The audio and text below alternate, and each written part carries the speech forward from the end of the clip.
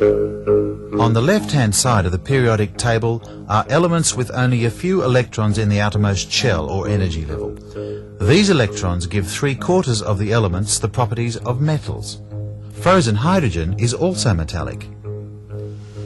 Metals have their own type of bond and form crystal arrays to which any number can join. When metal atoms get together, the electrons are free to move about. The metal atoms virtually become positive ions and are attracted to the electrons between them.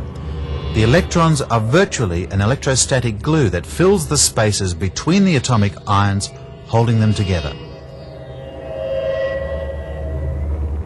All metals are shiny. Most look silver because they reflect all wavelengths. They are actually the color of whatever is reflecting off them. The surface is shiny because of the freely moving electrons. The photons hit the surface and force the electrons to oscillate. The oscillating electrons then give off a photon, just like the original. Thus, light is reflected from any metallic surface. Shine is a metallic property, even when it is liquid. In this gold pour, you will see first the yellow-hot molten slag, which is non-metallic, then molten gold, which reflects the light. It's not quite pure here, as this is only the first stage in the process.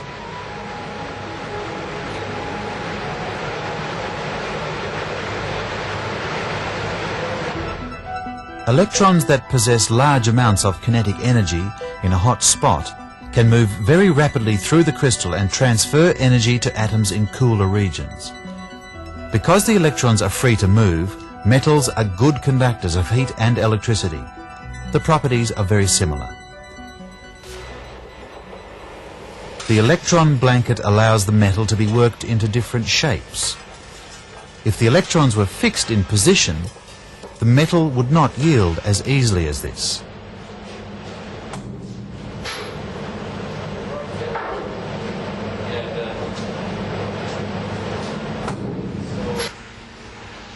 This is sodium metal, being easily moulded by force. Pure metals are more ductile and malleable than non-metals.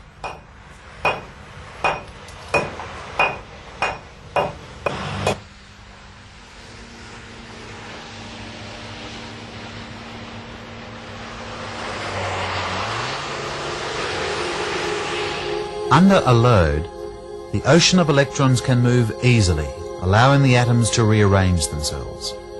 To prevent the atoms moving as easily, a non-metal can be added to hold the electrons in place. This way, iron can be strengthened by adding carbon to produce steel. All metals can be made more rigid by adding elements from the middle of the periodic table.